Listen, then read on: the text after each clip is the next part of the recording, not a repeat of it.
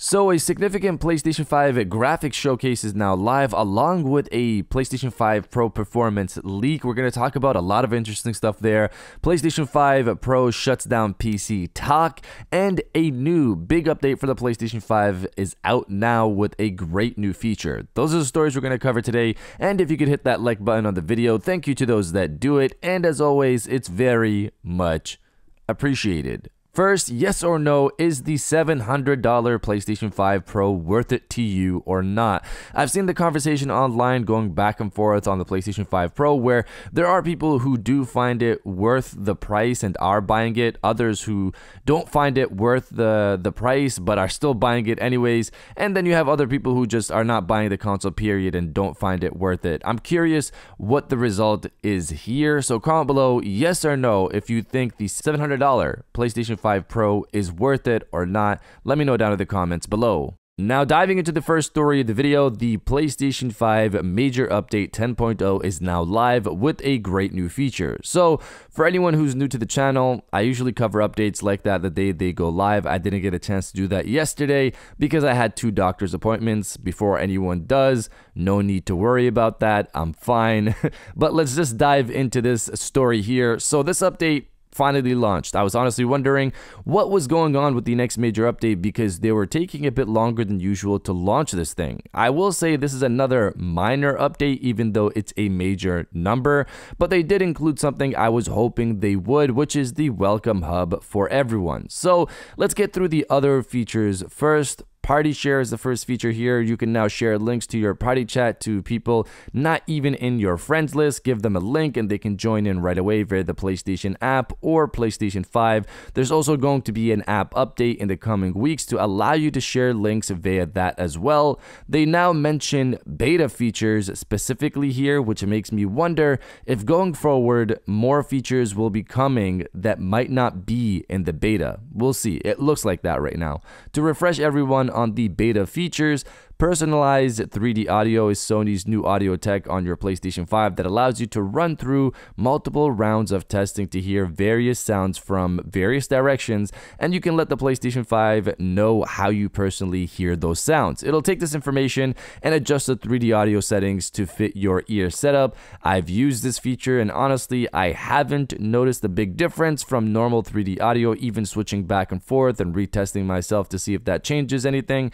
Again, that could be a different experience for you, so of course give it a try. Enable remote play for the individual user. Just as the name says, you can now limit which user can use remote play on your PlayStation 5. Adaptive charging for your controller, which was just a PlayStation 5 Slim feature before. Obviously now it's also a PS5 Pro feature as well.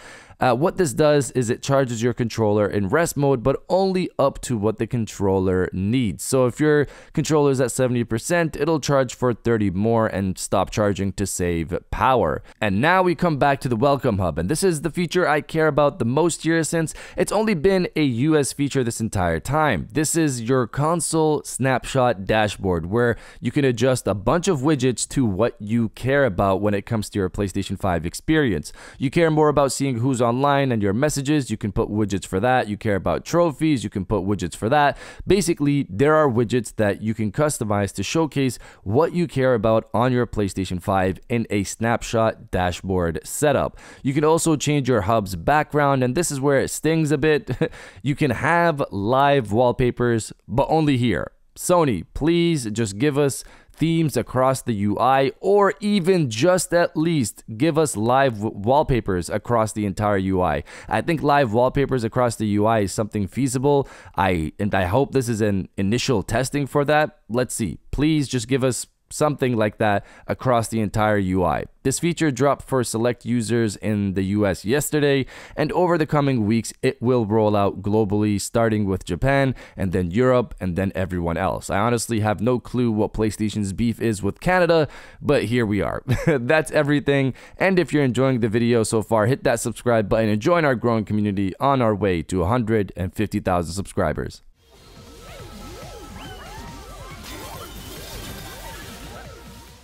Now diving into the second story of the video, PS5 Pro PC Shutdown. So since the beginning of this PS5 Pro announcement, and honestly even before that, you've had people talking about making an equivalent PC to the PlayStation 5 Pro. Recently, this question was asked of Digital Foundry's own Richard Ledbetter over at IGN, and the answer is pretty much what we kind of already knew. He pretty much said that an equivalent PC would cost a fair bit more. His exact words. He focused on the fact that the Pro has advanced ray tracing that's not currently in any AMD GPU. It has a dedicated machine learning block, which is also not in the AMD GPUs. He compared it to an NVIDIA style setup mixed with AMD. He stated the closest GPU would be NVIDIA's RTX 4070 and pointed out that the cheapest one he found on Amazon was going for $540, and beyond that you have to get a CPU, motherboard, memory, power supply, case, 2TB SSD, etc.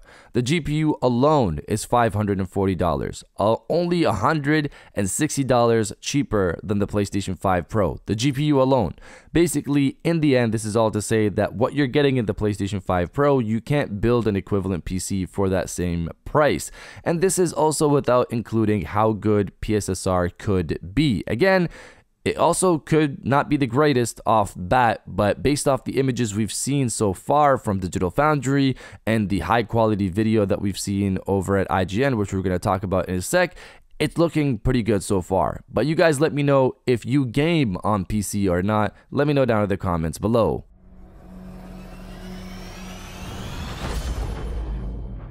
And now diving into the final story of the video, the PlayStation 5 Pro Graphics Showcase and the PS5 Pro Performance Leaks. So, first off, the Graphics Showcase. This was awesome to see, and I don't know why Sony didn't supply this off bat, but right now you can go over to IGN and watch a high bitrate version of the PlayStation 5 Pro Reveal. This is significant because it gives you a much better look as to how the PlayStation 5 Pro stands up against the base PlayStation 5 when it comes to fidelity. Again, the PlayStation 5 Pro is running at 60 FPS while the base is running at 30. It's honestly impressive how good it looks, and it gives me a bit of confidence in PSSR, which is the upscaler from Sony. In some cases, the PlayStation 5 Pro version looks a bit better, which was surprising to see, but I'll leave that to Digital Foundry to break down when it comes to image quality. Beyond that, we also got a PlayStation 5 Pro Performance leak, which is also impressive. According to Moore's Law is Dead, who spoke to a certain developer, they stated that it's easy to play around with the PlayStation 5 Pro, where you essentially move sliders up and down to bump up resolution or performance. He got early testing footage for a new game running on PlayStation 5 Pro compared to the base PlayStation 5 and stated that the PS5 was running at 1080p to 1600p at mix of medium and high settings and could barely hit 60 FPS. The PS5 Pro without PSSR, that's the big piece here, without using PSSR, ran at 1600p to 4K with all settings set to max quality, and it ran at a locked 60 FPS. That's impressive. This game with PSSR could achieve for sure that 4K visual at 60 FPS. Apparently the developer's also testing a 120 Hz mode on PS5 Pro as well, which is amazing to hear, but most people like myself will be using that 4K 60 mode.